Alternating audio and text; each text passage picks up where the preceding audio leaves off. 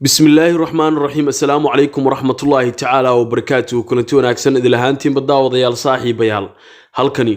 waa bartaan YouTube-ka ku leenahay ee qaranka TV oo anigoo ah Axmed Nuur Sufi taariikhdu waa 12 bisha 12 sanada 2021 habeen ay sii baxayso axad ku soo dhawaada wararkeena qodobada wararkeena aad ku daawan doontaan xilligan waxa kamid ah Ra'iisul Wasaaraha Jamhuuriyadda Federaalka ee Soomaaliya Mudane Maxamed Xuseen Roble oo dhagaha ka fureystay baaqiyo aan sharciga waafaqsanayn oo baalmarsan oo ka soo yeerayay mucaaradka midowga musharaxiinta iyo Ra'iisul Wasaaraha Jamhuuriyadda Federaalka ee Soomaaliya oo si laba jibaaray dardargelinta doorashada khilaaf iyo madmadow soo kala dhexgalay Cabdi Xaashi gudoomiyaha aqalka sare baarlamaanka waqtigiisu dhamaaday iyo waliba Ra'iisul Wasaare xigeenka dalka Mudane Mahdi Guuleed Khadar iyo Mudane Cabdi Xaashi oo xurgufti dhexdooda ahaa la dhameeyay lana heshiisiyay iyo kuraasti gobolada waqooyi 4 kursi oo kamid ah oo maanta la sii daayay kuwaas oo dhawaan la dooranayo daawadayaal 16 kursi ayayna kamid noqonayaan ee la rabo in la soo gabagabeeyo sidoo kale wararkeena waxaad ku daawan doontaan Somaliland waa maamulka Somaliland ee doorashadii ka dhici lahayd sanadka 2022 November ayuu Muuse Bixi isku dayay inuu ka dhuunto Saleebaan Cali Koore wasiirka warfaafinta ee maamulkaas ayaa maanta warbaahinta la hadlay waxayna sheegeen inay ururo siyaasadeed ay furayaan taasoo ay ula leeyihiin inay axsaabta mucaaradka ee wadani u cid meesha ka saaraan gaar ahaan wadani oo ay aad uga baqayaan maadaama xisbi shacbiyad badan leh oo awal ahaa haddana sii xoogaystay gudoomiyahana looga dhigay xirsi sidoo kalena tartamahoodu uu yahay Cabdiraxmaan Ciro sidoo kale magaaladii Laalibeyle ee caanka ahayd ee ku taala gobolka Amxaarada sidoo kalena qarka u saarnayd deegaanka Tigreega ayay dib ula wareegeen Tigreega ma istiraatiijiyad ba ma taaldari dawladda ku dhacday ba mise kaarta ayaa laga leeyahay maadaama saxabadi ka dhicin Abiy Ahmed oo furimaha hore ku laabtay ayaynu warbixin idin ka haynaa qodobadaas ayaynu idin soo siiday doonaa balse intaan ugu gudagalin waxaad ka codsanaa barteen YouTube-kana subscribe tiraadaan gabalka furataan like saartaan muuqaalkan ka hor wararkeena caawiya dadka dhibaataysan maxaa ku cashaysay koob shaah madow waa leeyahay madow ku dhaqto إلهي وأوجه سانسا إلهي وكره ويبني سلام تكره بين هذا الشيء والله لا يسافر إلها كاسريو إلها كقدارية حلا أديك محاكو عشيسي هو يدا أنا محاكو عشيسي إلها كقدارية هو إلها كقدارية كوكشة ما كساحتي حلا إلهي بيقول الرسول كيقول صلاة تصبح الوقت كوكا كبر إنان دمعيان أنا نفقابه walaalayaal Soomaaliya waa salaamnay hooyooyin aabayaal iyo walaalayaal intaba qof walba waxaan ku salaamayaa miiqaamkiisa dadka caawinta kaalmada diray way mahadsan yihiin 1800 ay lacagti maraysaa aadan Cabdiraxiin Ismaan lacagta ku dhacday oo lambarkiisa shaashada ku yaalo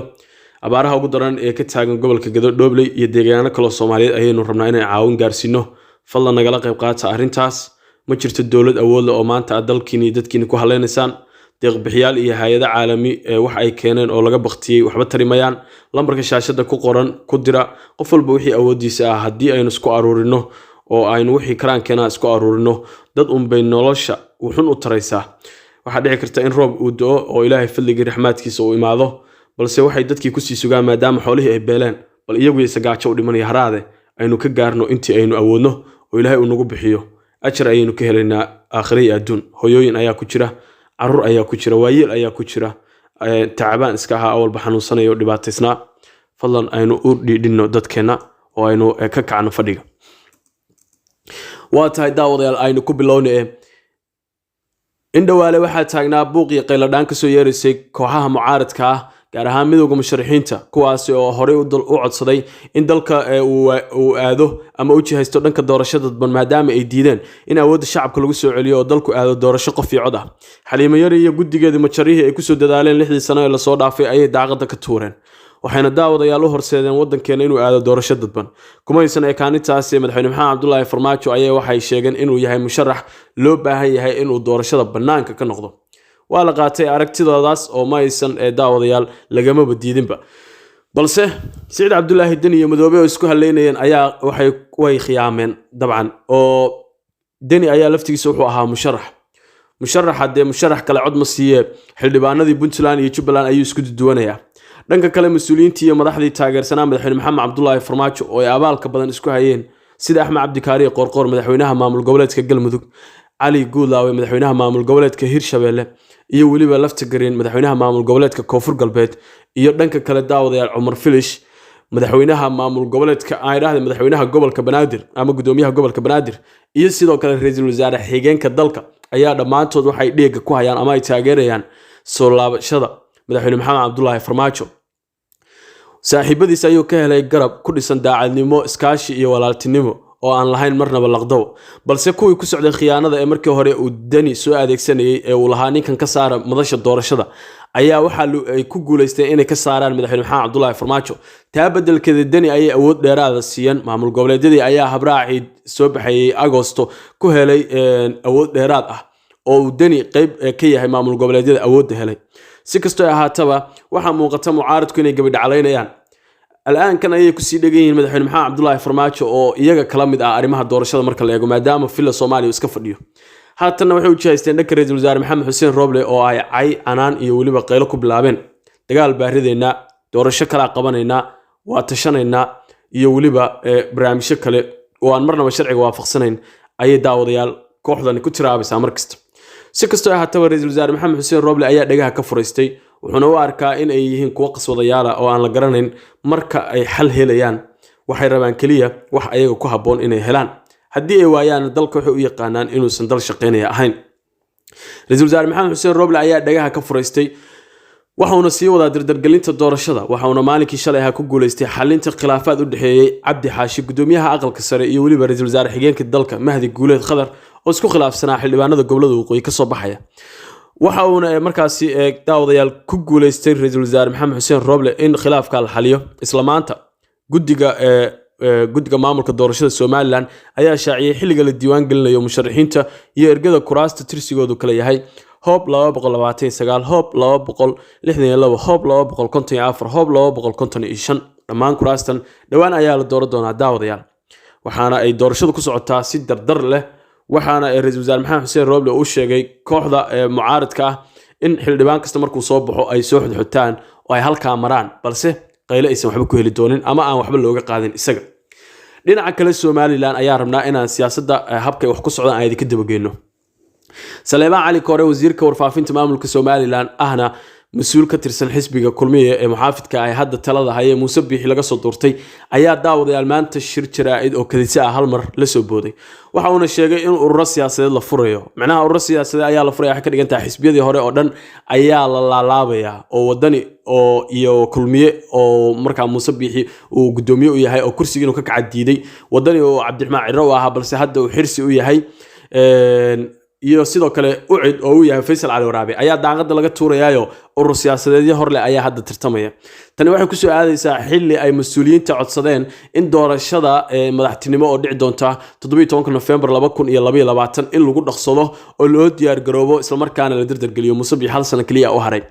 waxayna taasi ka dhalatay Musabix inuu tab iyo xeelad uga dabaasho arrintan uu keeno maadaama doorashadii dhawaan dhacday ee golaha wakiilada iyo waliba golaha deegaanka lagaga adkaaday oo xisaabta mucaaradka ay yeesheen awood koowaad. haddaba iyadoo sharciga arrinta ururada siyaasadda la horgeeyay golaha wakiilada oo aqlabiyadooda mucaaradka ay haystaan ucid iyo wadani oo ay sida ku qaateen gudoomiyihii golaha wakiilada iyo gudoomiye ku-xigeenkii haatan ay qaraarkan daawadayaal ka hortagi karaan oo doorashada kadib hal loo dibdhigo ay dhihi karaan ayaa maanta waxa iska soo jaray war saxaafadeed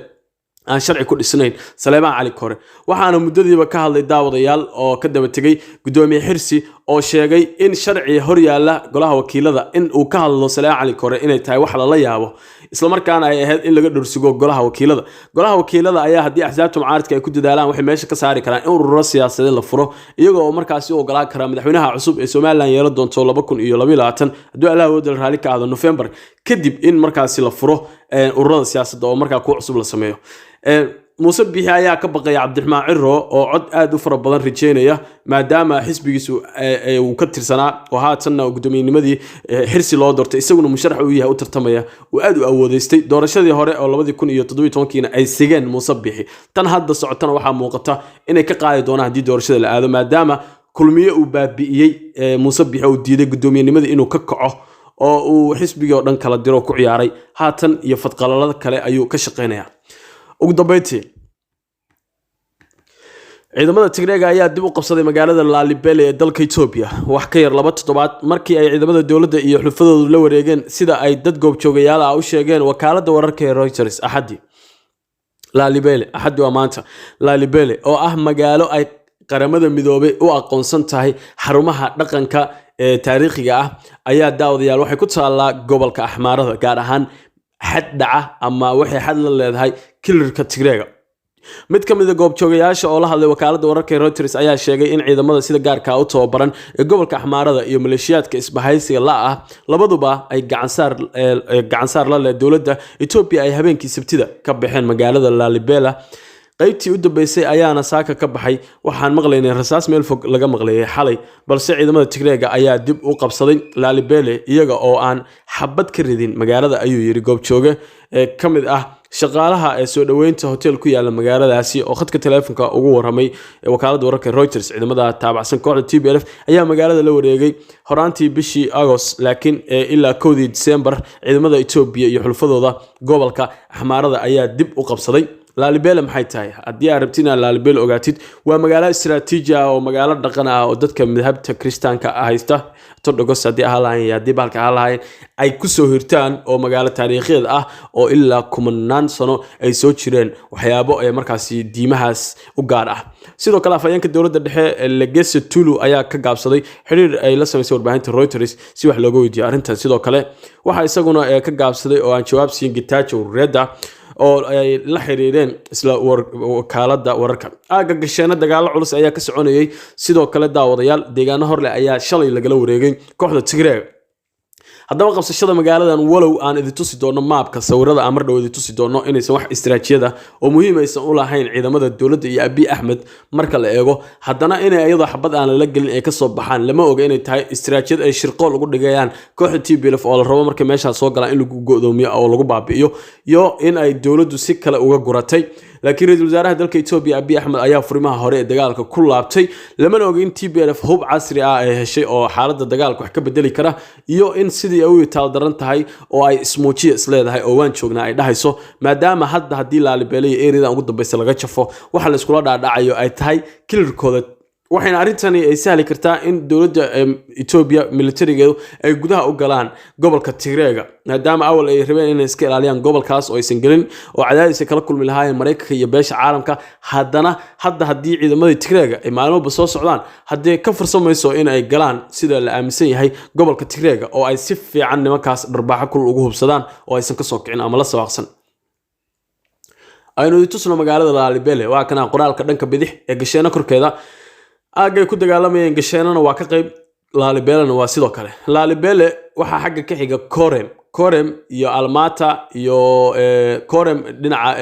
oo xagga ka xigta waxa ka tirsan tahay gobolka Tigreega haddii si kale aanu tusno maapka waa kana Lalibela halkaas ay ku taala Korem wakaas Lalibela waxay xigtaa dhanka Gondar ee ma xigta dhanka Waldiye iyo Disiye iyo meelaha muhiimka ah ee wadada Addis Ababa qodobka ayaa warkeen ugu dambeeya